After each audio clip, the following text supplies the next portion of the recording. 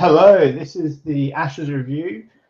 In a day where Australia scored 343 runs for 7 wickets, leading the English by 196 runs and leaving a lot of roasted, demoralising Poms out in the field all day. Speaking of roasted, demoralised Poms, I am Declan Hooper. Alongside me, I have Phil Dillon for another day.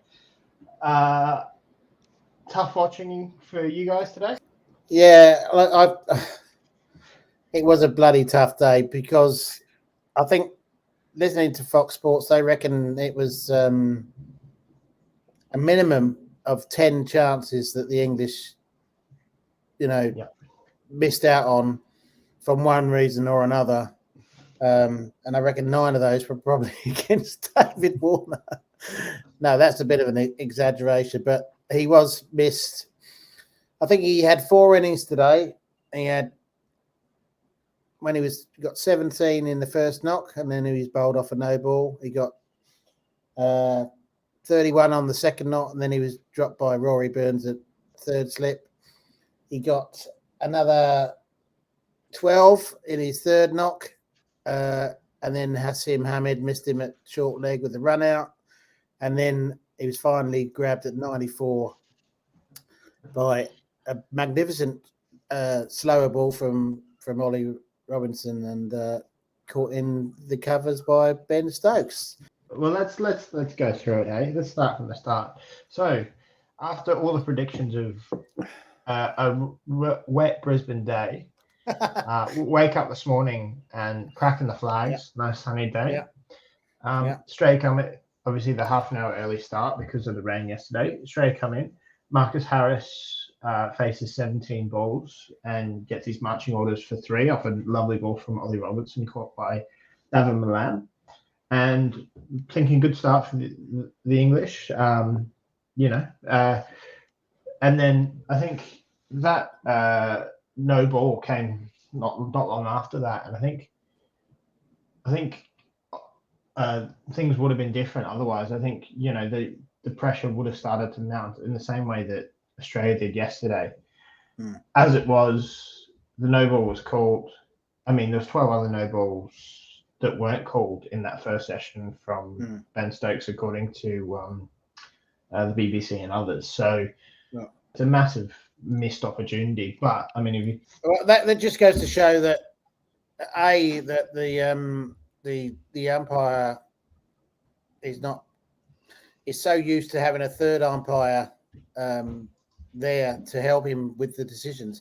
So what we found out subsequently was the technology went down at the Gabba, so they couldn't pick. Didn't have the third umpire able to tell the one in the middle that it was a no ball. So that's why they apparently missed 4 other no balls in that same over. I mean, look, I'm not having a go at the umpire because it's the toughest job in cricket, to be honest with you. But it just goes to show how much they rely on technology to give them these. They can still go and look at the view, the broadcaster's view. That's what they did with the Ben Stokes one. But they can't have the third umpire saying, "Mate, that's no ball," blah blah blah blah blah. And I mean, but it's no excuse for bowling no ball. It just goes to show that hasn't played cricket for however long, 9 months. So he's not match fit. He's not match ready, and he's bowling no ball. I mean, obviously that cost England. Sorry, I shouldn't say us. That cost England a huge amount of run and allowed Marnus Labuschagne and David Warner to put on a 156-run partnership, which completely changed the game. Look, obviously David Warner had a few chances go down, as we said, but in between that, batted relatively tame. I thought, like, he was seeing the ball quite a lot, and he was quite sensible, and it's probably the most pragmatic I've seen Dave Warner bat for a little while. And at the other end, I think Marnus Labuschagne he's got an incredible record at the Gabba, and to be honest, was looking nailed on for a century before Jack Leach tossed up what can best be described as a pile of shit, and got caught by Mark, but caught by Mark Wood in the covers. It was funny. It was the only time I really had one over my Australian colleagues in the press box, because one of them said, "This guy is just a net bowler. Surely he's bowling absolute rubbish." And the next ball, he gets Labuschagne out with absolute rubbish, and I just laughed my head off. I said, "Thanks, mate. You just got us a wicket," and because it was obviously what was going to happen next. He was going to get something with absolute tripe, and sure enough, he did. Well, then moving into that middle section, obviously, Stu Smith didn't stick around for a long time. I thought it was just that wicket by Mark Wood. I think he battled hard all day. 20 overs or so in the baking hot sun. Ollie Robertson obviously took a few more wickets than him, but I thought them two were the brunt of the bowlers and really put it in for the team, especially like with Ben Stokes looking like you probably would have got a better view, but looking like he was hobbling around for most of the day. Apparently he, when he chased the ball down to the boundary at one point, he did something to maybe either his knee or his calf, and from that moment on, he couldn't. He bowled 7 overs in the end, I think, but he bowled 5 overs first up, and then didn't bowl for most of the afternoon. And everybody's saying, "What's happened to Ben Stokes? What's that?" And then you could see he was struggling. So that was the biggest fear in my mind before the Test match, is that, like, how fit is Ben Stokes and how match fit is he, because he hasn't played for so long. And that's why I think it was just a huge mistake not to play Stuart Broad ahead of Jack Leach, and that's nothing to do with the way he bowled today. I just think it was the right decision on a Gabba wicket where you've still got Joe Root, who can bowl as good as Jack Leach did today. I thought they both bowled poorly. I think so. I do too. But that's sort of like, you've got to give credit to Travis Head for that as well, and David Warner and Labuschagne, because they went after both of them, and that was obviously their plan. I thought it was a great tactic, actually, from the batting team to, overwork. They could obviously see that Ben Stokes was struggling, to actually target Jack Leach and hit him out of the attack. Then, in turn, getting them the, Mark Wood and Ollie Robertson, to be overworked essentially. Today, and you could see towards the end. I mean, like Travis Head took advantage of it beautifully. Leaves the day 111, 112 not out, and made the most of some pretty tired bowling. He did cash in. They were tired, but he still had to do it. When he first came in, England had just got, I think Australia were 5 for 236, so that's only like a lead of, I don't know, 70 or something like that, 68. Yeah, and 2 wickets and 2 balls, obviously. Two balls. So he was under pressure. Don't forget, everybody was looking at him because there was this, this thing: should they pick Khawaja? Should they pick Travis Head? So he needed to. I remember Shane Warne said just as he came in that he needs to, grasp the medal and take his chance. And fair play to him, he did. He took it on. He played some magnificent shots. He pressed the button when he needed to press the button. He didn't. I mean, he took chances, but I don't think he gave a chance. He's very calculated. It was the 3rd fastest Ashes 100 in history, behind Adam Gilchrist and Gilbert Jessop way back in a long time for England. So not bad. 85 ball 100. No, and to be honest, it reminded me of the innings that Joss Buttler played yesterday, obviously without getting out in the 30s, whatever it was. But that aggressive style, and obviously test cricket's all about, relieving the pressure for your team, putting the pressure on the other team. And I think he did that perfectly, using attack as the best form of defense, so to speak. Yeah. But you are right. Like he didn't really give away too many chances. Like there was, a few half chances and that kind of thing. But by the end of the day, the body language from a lot of the English fielders was, it wasn't great, especially like catches going down, like the Roy Burns one, who's had a shocker of a test, dolly to him in the slips that just didn't go down. A few half run out chances and stuff, and you can see the English really flag in the afternoon. They're now getting into the meat of the tail, but I thought the Australian tail actually did quite well. Mitchell Starc, taking some balls.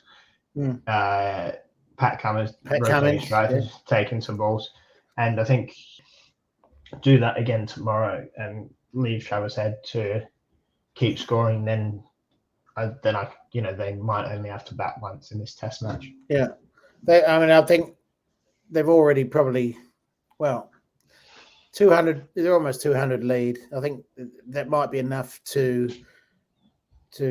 secure them the victory. Whether England get to 200 and make Australia bat again, I don't know. I mean, they should be able to bet better than they did in the first innings. Conditions are apparently going to be fantastic again tomorrow. So the pitch doesn't seem to be doing much. Not many demons in it. But it's all down now to how England approach the next couple of days. Obviously, they've got to get Australia out first. I mean, I can't see Pat Cummins is not going to declare. They're just going to keep batting, and because there's enough time left in the game for them to. Where England, if England do go on to lose this, they've lost it in the first day because they only got 100. Well, and I think this goes back to, I think I said to you earlier today, I think this goes back to the putting pressure on. I think, look, Jack Leach bowled really poorly today, and so did Joe Root for that matter.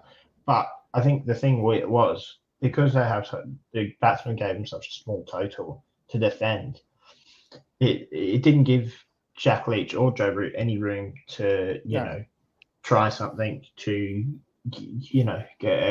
go for a few runs, which then he did go for 9.5 runs and over, though. I mean, of course, but yeah. Of course. Yeah, I know. I appreciate exactly what you're saying.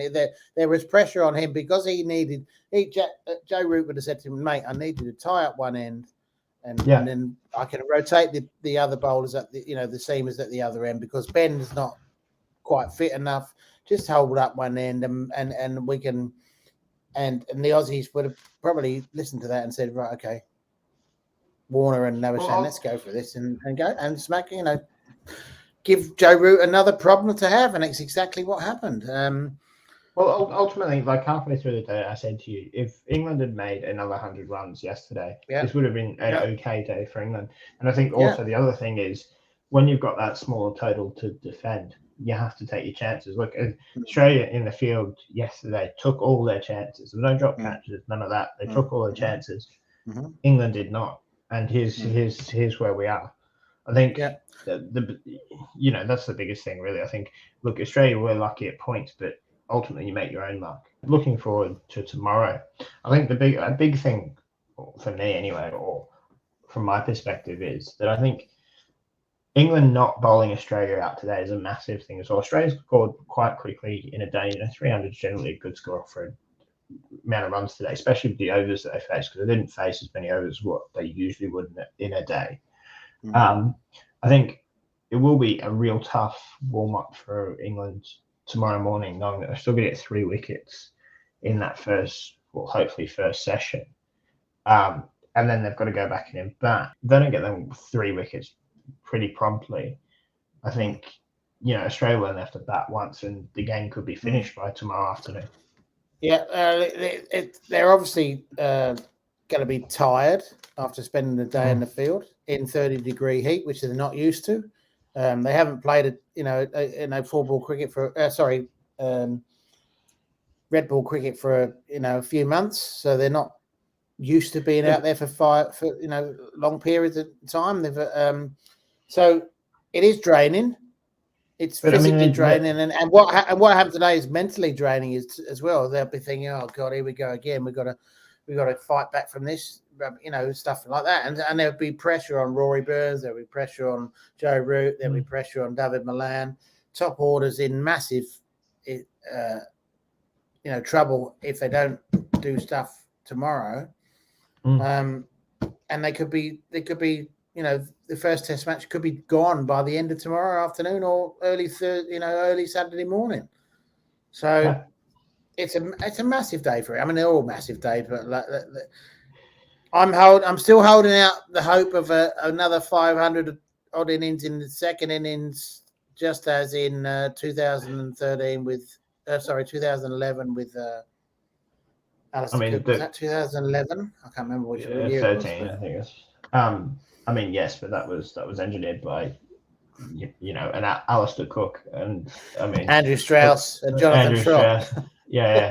And with all due respect, I haven't seen it yet from the England team. No. So I've got to try and be optimistic, because otherwise I'd be slitting my throat. I mean, it's just been one of those typical English days in Australia, and I've had to put up with it for so long. I'm not sure I can cope with another one, but there you are. Yeah, we look forward to tomorrow. Hopefully, see a great day's cricket again, and hopefully the English can restore a bit of pride, or from an Australian perspective, fucking throw their wickets away again, and we can have the weekend off. Hey, yeah, right, sounds good. All right. On that note, I'll leave you to it, Phil, and we'll catch up. Thank you very much.